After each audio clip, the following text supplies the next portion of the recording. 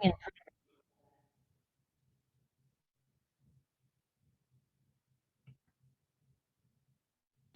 Buenos días,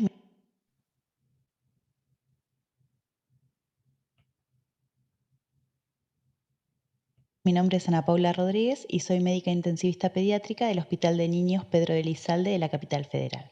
Bueno, antes de meternos en el tema que se me fue asignado, quería dar gracias por poder colaborar en este grupo de ultrasonografía de Latinoamérica.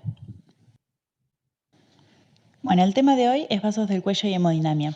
Este es un tema que se está tratando desde hace relativamente poco tiempo y que aún en los adultos no hay demasiada evidencia, por lo cual en niños es prácticamente nula. Es un tema interesante porque realmente la correcta evaluación del intravascular en el paciente crítico nos permitiría guiar la terapéutica de fluidos y de esta manera administrar líquidos solamente a aquellos pacientes que uno considera que pueden ser respondedores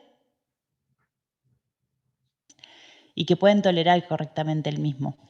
Y de esta manera evitar la sobrecarga hídrica que, como ya todos sabemos, aumenta la morbimortalidad en estos pacientes. Y la idea de tener un método rápido y no invasivo como lo es la ultrasonografía, la realidad es que es bastante tentadora. Tradicionalmente, los datos que se usan para estimar el intravascular y calcular el volumen sistólico y con ello el gasto cardíaco y el índice cardíaco son los índices aplicados a la vena cava inferior, el volumen sistólico, que es calculado usando el área y el BTI del tracto de salida del ventrículo izquierdo, el índice cardíaco, que es calculado usando el volumen sistólico, y la variabilidad del BTI frente a cambios controlados de la precarga. El tema es que en pediatría muchas veces, bueno, en adultos también, nos encontramos que el paciente no presenta una buena ventana para realizar estas mediciones y, por lo tanto, se propuso usar los vasos del cuello como un correlativo a estas mediciones. Esta filmina es solo un recordatorio de la anatomía normal del cuello, que creo que ya todos la tenemos bastante presente, sobre todo porque ya empezamos a usar bastante lo que es la ultrasonografía para la colocación de catéteres venosos y lo que es yugular se usa bastante. Voy a comenzar hablando de la ultrasonografía de la vena yugular interna.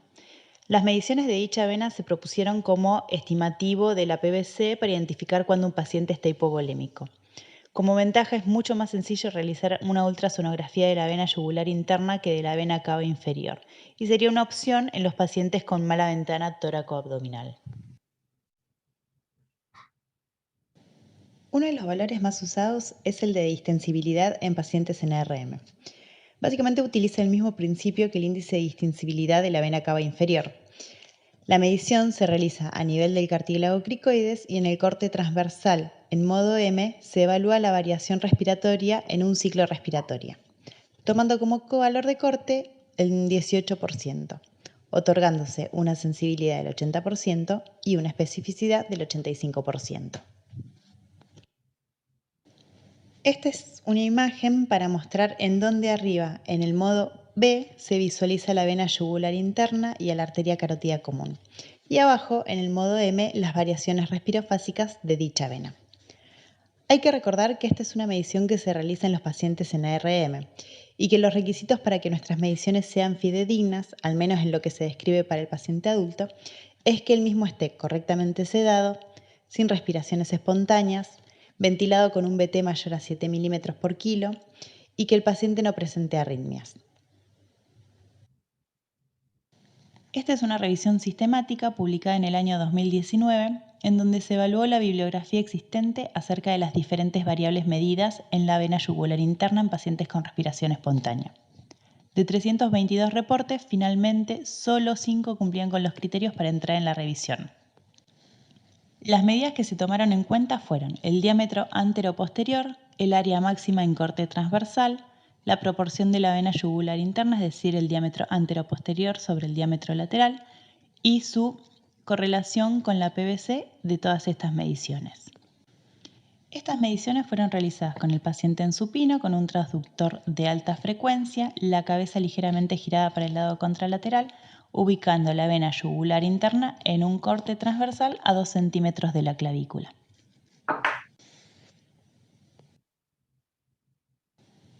En esta imagen lo que se muestra es un corte transversal de la vena yugular interna en donde se tomaron las medidas del diámetro anteroposterior y el diámetro lateral, y de la cual se pueden sacar las medidas antes mencionadas.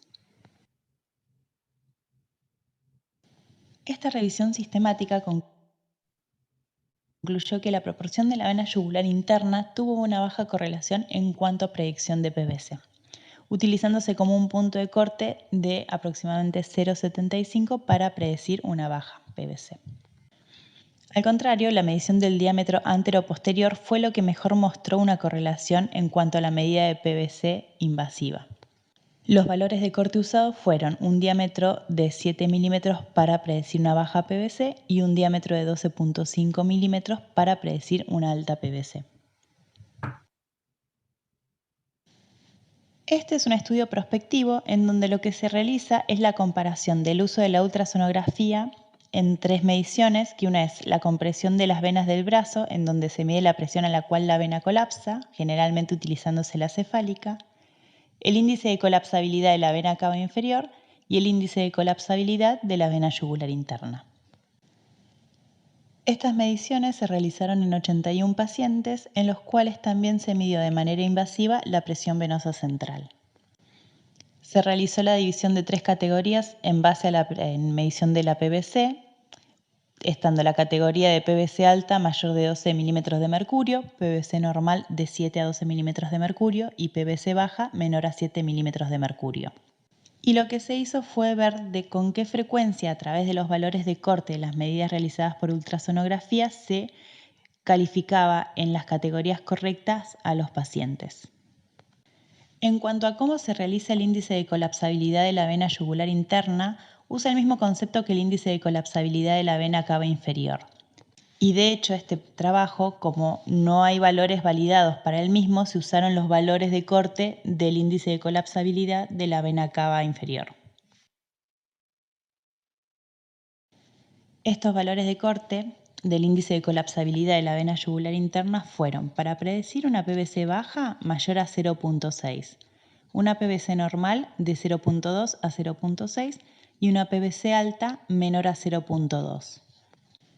La medición de la vena yugular interna se puso a realizar en el 100% de los pacientes y logrando un examen de buena calidad en el 84% de las veces, tardándose un tiempo promedio en la realización del examen de solamente 60 segundos.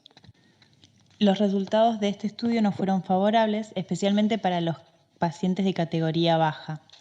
La correcta calificación en las categorías de PVC fue en la categoría alta de un 97%, pero en la categoría baja solamente el 2,4% fue correctamente categorizado. Y del total de los pacientes, solamente el 52,2% fue categorizado correctamente en la categoría que les correspondía por la PVC medida invasivamente. Por lo cual este estudio llega a la conclusión de que el índice de colapsabilidad tiene una baja correlación con la PVC baja. Este estudio me pareció interesante porque realiza una medición que realmente no la encontré en ningún otro lado. Acá lo que se mide es el punto de colapso de la vena yugular interna en pacientes con respiración espontánea que son colocados a 45 grados y se mide desde la horquilla esternal la altura a la cual la vena yugular interna colapsa. A este valor se le suman 5 centímetros y ese sería el valor de la PVC en centímetros de agua. Ellos realizaron 25 mediciones en 22 pacientes y observaron una fuerte correlación entre ambos valores. Por último, en cuanto a vena yugular interna, está este estudio piloto que fue realizado en pacientes pediátricos en una unidad de terapia intensiva de quemados. Acá lo que se evaluó fue la relación del área de la vena yugular interna sobre el área de la arteria carótida común. Lo particular de este estudio es que las mediciones de las áreas fueron realizadas usando píxeles a través de fotografías que se tomaron a las imágenes. Se usó en corte transversal la imagen de la arteria carótida y de la vena yugular, eligiéndose como la mejor en la que se observa la mayor circunferencia de ambos vasos. Como resultado, se vio que si el área es al menos 2 veces mayor el de la vena que el de la arteria, se estima que la PVC es mayor de 8. Y estas mediciones solamente fueron realizadas en 6 pacientes.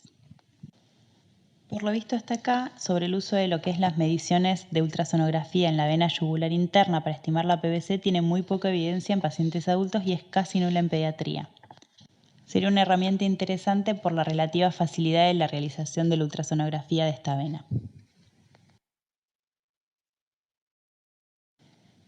Continuando con el otro gran vaso del cuello, tenemos a la arteria carótida común. Se sabe que con el monitoreo hemodinámico funcional se hace uso de la reducción cíclica de la precarga dada por la ventilación mecánica, con lo cual se reduce el volumen sistólico, la presión de pulso y la velocidad pico del tracto de salida del ventrículo izquierdo, midiendo las variaciones de estas mediciones. Esto se puede exagerar realizando una maniobra de oclusión expiratoria por 10 segundos o se puede aumentar la precarga realizando un test de elevación de las piernas o un desafío de minifluidos. Con esto se puede evaluar los cambios reflejados en el volumen sistólico, con lo cual habíamos dicho que era calculado por el área del tracto de salida del ventrículo izquierdo y el BTI medía en ese mismo nivel. Cambios en el BTI, seleccionando de esta manera posibles respondedores a fluidos. Se sabe que el BTI es básicamente una distancia puesta en centímetros que, multiplicada por el área del vaso, asumida como circular, confiere la formación de un volumen en un cilindro, lo que representaría el movimiento de sangre medido en centímetros cúbicos. La variabilidad del BTI medido en el nivel del tracto de salida del ventrículo izquierdo en respuesta a maniobras de incremento de precarga sería una forma de identificar a pacientes respondedores a fluidos. Otra cosa que se evalúa en adultos en varios trabajos es que a pesar de que las arterias son elásticas y modifican el diámetro con la sístole y con la diástole, hay estudios que demuestran que no sería necesario la medida del diámetro en cada toma de valores a nivel de la aorta.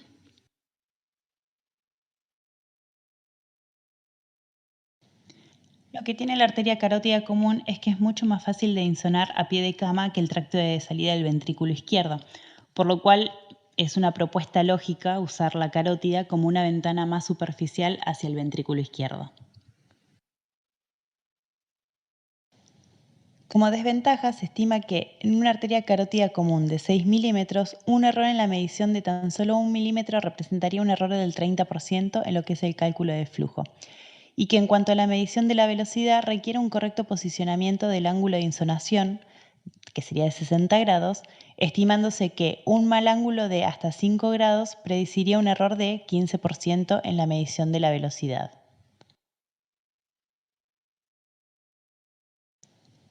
Las dos mediciones principales que se realizan son, por un lado, el tiempo de flujo corregido, en el cual se calcula más frecuentemente con la ecuación de Basel, en donde el tiempo de flujo se divide por la raíz cuadrada del tiempo de ciclo, que más adelante vamos a explicar de dónde salen estas mediciones. Esta otra ecuación que está descripta, pero por lo que estuve leyendo prácticamente no se usa. La otra medición que se realiza es la variación de la velocidad pico, que sería el equivalente a la variación de la velocidad pico a nivel del tracto de salida del ventrículo izquierdo o de la aorta descendente. Esta revisión sistemática fue publicada el año pasado. Fueron seleccionados 17 artículos con un total de 956 pacientes. Las dos mediciones más frecuentemente realizadas a nivel de la arteria carótida fueron el tiempo de flujo corregido y la variabilidad de la velocidad pico con las respiraciones. Se llegó a la conclusión de que el delta pico de velocidad con valores entre 9.1 y 14% tendría una sensibilidad entre el 73 y el 86% y una especificidad entre el 78 y el 86% en reconocer pacientes respondedores a fluidos. En lo que respecta a otras mediciones, como el flujo sanguíneo carotidio y el diámetro carotidio, tienen muy poca evidencia, lo cual limita el uso de las mismas. Y se refiere al tiempo de flujo corregido como una medida prometedora, pero de la cual todavía no se ha establecido un valor de corte óptimo, con una variación estimada como valor de corte de 30 milisegundos o del 18 al 25%, por lo cual todavía faltan datos para validar su uso. Este es un estudio publicado en el 2018 en donde se evalúa el tiempo de flujo corregido y la variabilidad respirofásica de la velocidad pico en pacientes respirando espontáneamente. Se realizaron dichas mediciones en 53 pacientes antes de la inducción anestésica y se volvieron a medir luego de la administración de 6 ml/kg de coloide. Una correcta respuesta a fluidos fue definida como un aumento del 15% o más del índice del volumen sistólico medido por ultrasonografía transtorácica luego de la administración de fluidos.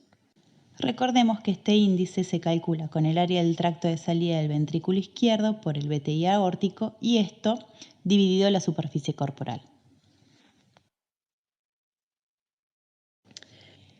El examen se realizó con el paciente en supino, sin nada por debajo de su cabeza, y en modo M tomando la arteria carótida común derecha a nivel del borde inferior del cartílago tiroideo. Luego se coloca en modo Doppler pulsado la muestra de volumen dentro del lumen a 2 centímetros proximales de la bifurcación y se corrige el ángulo de insonación. Con la imagen se puede tomar el tiempo del ciclo midiendo el intervalo entre latidos al comienzo de la subida del flujo y el tiempo de flujo que es medido desde el inicio del flujo ascendente hasta la muesca dicroica. Y ya con estos valores se puede calcular el tiempo de flujo corregido. Este estudio concluye que el tiempo de flujo corregido fue mejor que el delta de velocidad pico como predictor de respuesta a fluidos. Además, refiere que esta medición no se ve afectada por la respiración, por lo cual podría ser un parámetro estático bastante confiable. Utilizó como valores de corte del tiempo de flujo corregido de 349.4 milisegundos con una sensibilidad del 72% y una especificidad del 89%. Y con respecto a la variación de la velocidad pico en 9.1%, con una sensibilidad del 72.7% y una especificidad del 87%. Otro estudio interesante que encontré, sobre todo porque es en la población pediátrica, es este. El objetivo de este trabajo fue evaluar la confiabilidad del tiempo de flujo corregido para detectar la deshidratación en niños con diarrea. En total se enrolaron 350 chicos de 0 a 60 meses. Acá se vio que el tiempo de flujo corregido fue un mal predictor de deshidratación severa en pacientes pediátricos con diarrea. Uno de los motivos quizás sea que fue usado como un único parámetro estático, no como una medida frente a respuestas de maniobras de incremento de precarga. La otra limitante fue la dificultad en realizar la ultrasonografía carotidia en niños despiertos, ya que eran poco colaboradores, lo cual dificultaba realizar las mediciones. El valor medio del tiempo de flujo corregido fue de 326 milisegundos para pacientes deshidratados. Y acá refiere que en estudios de adultos el valor medio fue con pacientes con depresión de volumen menor de 300 milisegundos y en pacientes sanos entre 325 y 340 milisegundos. Bueno, por último tenemos este trabajo publicado recientemente y también realizado en la población pediátrica. Acá lo que se evaluó fue el uso de la ultrasonografía en la arteria carótida común para estimar el volumen sistólico y el índice cardíaco en pacientes pediátricos críticos. Las variables medidas fueron, a través de la ultrasonografía transtorácica, el volumen sistólico y el índice cardíaco, que eso ya dijimos cómo se medían, y en la ultrasonografía de la arteria carótida común, el flujo sanguíneo carotídeo, el BTI sistólico, el BTI total, el tiempo de flujo carotídeo corregido, el tiempo sistólico, el tiempo del ciclo. Estas mediciones fueron realizadas en 50 pacientes pediátricos.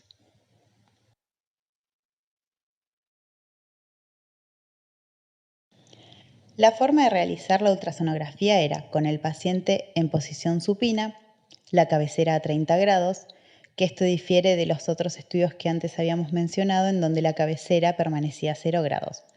La cabeza rotada contralateralmente y se realizaban la ultrasonografía transtorácica y de la arteria carótida común de manera simultánea, realizándose el cálculo de los valores y de las variables de manera diferida. Las imágenes de la arteria carótida común izquierda eran obtenidas a nivel de la glándula tiroidea. El diámetro se medía en el eje cortoaxial de íntima a íntima y en centímetros. Después, en el eje largo axial, a ese mismo nivel y con una muestra de volumen de 0,5 milímetros, posicionada en el centro del lumen con un ángulo de insonación a 60 grados, se realizaba el Doppler pulsado. Y luego, con la imagen, se tomaban las medidas como la muestra en la imagen de abajo, en donde se realizaba el BTI sistólico, el BTI total, el tiempo sistólico y el tiempo de ciclo. Luego, con estos valores se calculaba el flujo sistólico carotidio, el flujo total carotidio, el índice de flujo sistólico carotidio, el índice de flujo total carotidio, el tiempo de flujo corregido y con el uso de las fórmulas que aparecen en esta filmina. Si se fijan, para calcular el flujo, tanto el sistólico como el total, no se hace nada más que, con esta ecuación, calcular el cilindro de flujo de sangre que antes habíamos mencionado en unas filminas atrás, utilizando el mismo principio que usamos para calcular el volumen sistólico.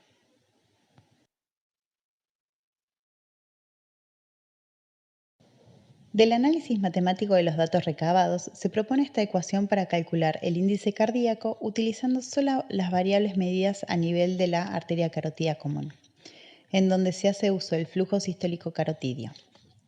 Se concluyó además que el tiempo de flujo corregido no mostró un correlato significativo con el volumen sistólico o el índice cardíaco, y que las variables hemodinámicas estimadas por BTI sistólicas presentaron mayor correlación y menos porcentaje de error que las estimadas por BTI total.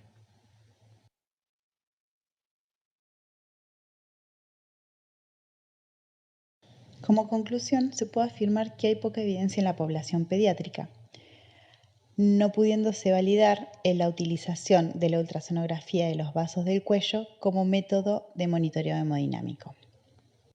Yo creo que hay bastante para evaluar y que se pueden proponer trabajos de investigación interesantes con el uso de muchas de estas mediciones realizadas en los vasos del cuello. Hay que tener en cuenta también, como sucede con cualquier otro método complementario, que las mediciones aisladas pierden especificidad en cuanto a la evaluación del intravascular y en cuanto a evaluar si un paciente puede o no responder a fluidos. Pensar siempre en paciente de un modo integral y tener en cuenta las limitaciones, la presencia de arritmias, cardiopatías congénitas, etc. Y por último, sí tener presente que los parámetros dinámicos son mucho más sensibles y específicos que los parámetros estáticos. Bueno, acá dejo la bibliografía en la cual me apoyé para preparar esta charla. Desde ya muchas gracias por escucharme y espero que les haya sido de utilidad. Buenísimo. Ay, pero Ana, eh, me- no la había visto. Viste que te dije que la quería ver, no quería spoileármela. Eh, me encanta, me encanta. Y es un tema que me parece que es recontra interesante. Por lo menos no sé si a ustedes les pasa, pero a mí me frustra mucho cuando estoy haciendo una evaluación hemodinámica en un paciente ventilado y que no veo nada. Me desespero cuando pongo el tracto de salida del ventrículo izquierdo. Entonces, me parece que esto nos va a venir a resolver un montón de cosas. Voy a abrir el chat para las preguntas. Yo tengo algunas consultas para ver qué opinas, Ana, que has estado eh, hablando del tema. Vamos a ver si hay alguna pregunta en el grupo. ¿Has estado haciendo, Ana, has estado mirando has estado chusmeando los cuellos? ¿Qué te ha parecido? Contanos. Mira, lo que es a nivel de encontrar los huellos por ecografía es mucho más fácil esto que vos decís en un paciente ventilado o en un paciente crítico, que lo que por ahí es encontrar una buena imagen de la cava inferior o a nivel del tracto de salida del ventrículo izquierdo. Con lo que leí y para preparar la clase me dejó la sensación de que la yugular es más o menos lo que transfiere la vena cava inferior, que por ahí en las zonas gris no sirve mucho para estimar el volumen, el intravascular de los pacientes, pero que sí quizás los extremos nos ayudan a definir, o sea, lo mismo que cuando ves una vena cava inferior que colapsa un montón o que está súper distendida, te ayuda a posicionar los pacientes. Ahora, cuando están ahí en un I, quizás no son de mucha ayuda. Sí que todavía en pediatría no hay, excepto los índices que son, hablas de porcentaje, en lo que es valor absoluto todavía no hay un punto de corte. Aparte nosotros, como tenemos un rango etario bastante importante, no es que puedes decir, bueno, sí, si el diámetro antero-posterior mide tanto, uno puede estimar que la PVC es baja o alta. Y lo de la carótida me parece que está bastante bueno como para empezar nosotros así a hacer mediciones, por ahí comparar en los pacientes que sí tienen buena ventana transtorácica, como medir, bueno, a ver a través del área del BTI, del tracto de salida del ventrículo izquierdo, qué volumen sistólico yo estimo que tiene o qué índice cardíaco yo estimo que tiene, y hacer lo mismo a nivel de la carótida. Y me pareció interesante esto que hacían en el último trabajo, que ellos tomaban todas las mediciones y después realizaban los cálculos, porque así también es una manera de no sesgarte, de decir, ah, bueno, pero si acá me dio en el transtorácico me dio tanto, posicionar a nivel de la carótida para que me dé igual, ¿sí? Sino que lo hacían, o sea, tomaban todas las mediciones y después, posteriormente, hacían todos los cálculos. Me parece interesantísimo, y eso que es medio tendencioso uno a veces cuando hace los estudios, ¿verdad? Ahora que lo decís, me estoy dando cuenta que uno piensa que quiere encontrar a veces. Te veo Alfredo y te veo Mauricio con las cámaras. ¿Alguna apreciación, algún comentario? Buen día, Mauricio, Alfredo, perdón. Nosotros estamos todo el tiempo a veces chateando y conversando, que uno no saluda de puro maleducado que es. Así que buen día, Alfredo, sí. Buen día, Mauricio. Buenos días. No se escucha. No se escucha, Alfredo, está muteado. Ahí sí. ¿Ahora? Sí. Ahora sí. Empezás a hablar y no. corta. ¿Escuché? Sí.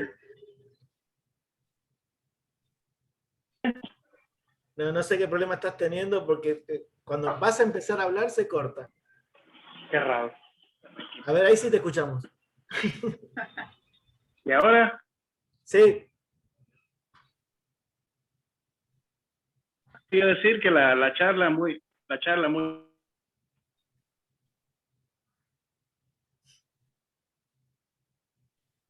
No. No sé si dejé de escuchar yo. No se escucha.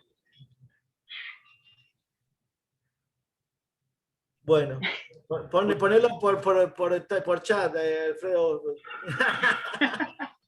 No te enojes. Bueno, Alfredo... Vamos con el chat. Dale. ¿Alguien más que esté por ahí? Mauricio se me fue, se me desapareció Mauricio, pero estábamos conversando acerca de lo interesante que es y cómo nos puede allanar mucho el camino, el cuello. Yo siempre pienso en estos pacientes que están inflados, que no le puedo encontrar el 4 cámaras, me parece súper interesante. Mauricio. Hola, buenos días. Buen día. ¿Me escuchan? Sí, sí, sí.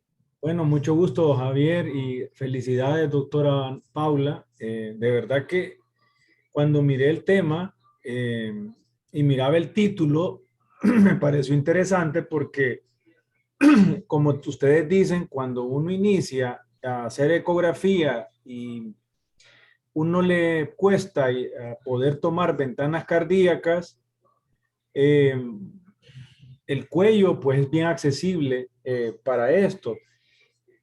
Y ya días yo en una charla que usted había invitado, Javier, a un doctor, no me acuerdo el nombre, pero es argentino, que habló de ecocardiografía.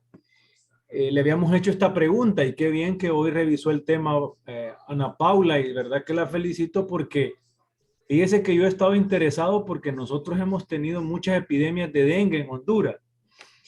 Y para valorar el estado de la volemia, además de estar valorando los valores dinámicos a través de ultrasonido en la cava o flujo, variabilidad aórtica y esto, a partir de los adultos en el 2018, algunos estudios, nosotros, aunque no lo hemos publicado, incluso haciéndolo con el EKG, había ciertas parecido al hacer el tiempo de flujo carotidio.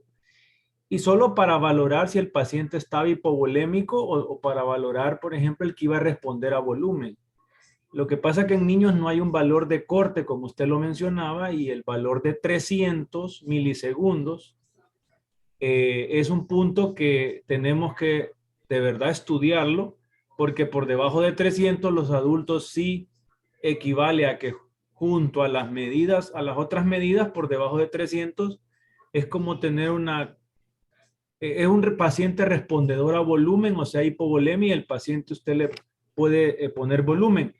El único problema, como lo mencionaba usted en el artículo, es que en la fórmula, la frecuencia del adulto, las frecuencias cardíacas que ellos tienen no tienen frecuencias como nosotros en algunos niños, que podemos tener 180 de taquicardia en un niño, que ellos prácticamente arriba de 110, 120, casi está haciendo un paciente una fibrilación, una taquicardia ventricular, ¿verdad? Que es a diferencia nuestra en niños, sobre todo lactantes. Entonces, pero sí me parece que es una gran herramienta, pero tenemos que demostrar que sí nos va a funcionar. Y bueno, muchas gracias, porque esos artículos en niños, yo que busco esos artículos no los había leído, así que ya los tomé las bibliografías para tomarlas y de ahí de repente hacer un punto de el camino para empezar a estudiarlo mejor, ¿verdad? Así que agradezco, y de verdad que hemos aprendido bastante, doctora Paula. Muchas gracias. Gracias. Mira, ahí puso Alfredo en el chat, llama mucho la atención porque yo se ha revisado el tema, los pocos estudios en pediatría, de hecho hemos encontrado muy poco para esta charla, y él en Cuba lo está utilizando, y la vena yugular interna, y está experimentando con la carótida. Obvio, es que, Alfredo, justamente eso hablaba con Ana recién, que nosotros tenemos que tratar de generar los datos pediátricos, nuestros propios números, y poder ver que nos resuelva cosas a nosotros. Yo soy todo bien con la medicina basada en evidencia, con el índice de confiabilidad y todo fantástico, pero yo quiero que me resuelva un problema a mí. Una vez que a mí me resuelve un problema, uno puede empezar a buscar, porque yo lo he hecho muy pocas veces, y la verdad es que no tengo la experiencia como para poder partir desde esa premisa. Entonces, me parece que sí, Alfredo, tenemos que conseguir los números pediátricos, focalizar en hacer, escribir y hacer las cosas, y obviamente que siempre estas charlas nos sirven como para abrir la cabeza y plantear nuevas expectativas y nuevos horizontes. Nos vamos a aprovechar del trabajo de Ana, ya le avisé, así que... Javier, Sí. yo le preguntaría a Ana Paula y también a Alfredo, que ya lo han hecho, en esos 60 segundos, que es un minuto que menciona ahí, ellos en su experiencia al abordar el cuello y hacer el Doppler para hacer el tiempo de flujo corregido, ¿qué tiempo se tardan y qué tan difícil es hacerlo? Porque personalmente siento que no es tan difícil y es accesible.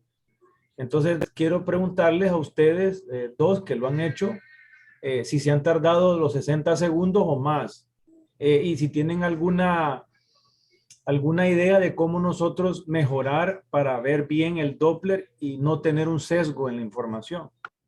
Mira, yo en cuanto a flujo de tiempo corregido, la verdad no tengo experiencia, sí leí bastante ahora para la clase. Me parece que sería más de 60 segundos porque uno tiene que ubicar de manera correcta el cuello, y aparte chequear de que el ángulo de insonación esté bien, porque eso es lo que te cambia todo. Y yo creo que tardás más de 60 segundos. Sí, por ahí es más rápido, es mucho más rápido lo que es hacer insonar lo que es la yugular, porque ahí ya no estás usando el Doppler, sino que estás usando medidas. Entonces, ubicarlo bien no es tan difícil, pero en cuanto a lo que es la carótida, me parece que lleva un poquitito más de tiempo, que aún así me parece que es mucho más sencillo insonar la carótida que el tracto de salida del ventrículo izquierdo. El problema con la carótida es lo que está diciendo Ana Paula, el ángulo. El ángulo, sin 3 grados de ángulo te cambian los números, entonces hay que adquirir la destreza en Doppler para que los ángulos de insonación no nos afecten las mediciones. Sí, pero sí bueno, me es lo mismo parece que una imagen que... dinámica. No, pero que sí a nivel de lo que es monitoreo hemodinámico, me parece que es mucho más funcional la carótida de los valores que podríamos tomar de la yugular. Sí, totalmente. Totalmente. Es que uno piensa en el tracto de salida del ventrículo izquierdo en la vena cava todo el tiempo. Entonces, a nosotros lo que más nos sirve en pediatría hasta ahora es el tracto de salida del ventrículo izquierdo, por los números y por la evidencia que tenemos para los pacientes ventilados. Así que por ahí uno se mueve más cómodo hacia la carótida por eso también. No sé si, Alfredo, queremos escucharte, pero la Sí, tecnología no te acompaña. estoy tratando de ver si me pueden escuchar, no sé si qué Ahí te problema estamos tiene ahí. escuchando, pero cuando te digo que te escucho, después no te escucho más. A ver, ahora. ¿Y ahora? Sí. A lo que me refería, Ahora no. así, No te muevas, quédate quieto, empezá a hablar y quédate quieto, porque algo va a hacer que empezás a hablar, haces así y desaparece. ya, a lo que me refería era que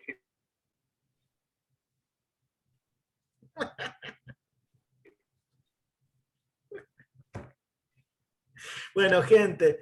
Perdón, una alternativa podría ser que apague el video y solo deje activada la voz. Me parece que, a ver, probemos ahí, Alfredo, sin el video.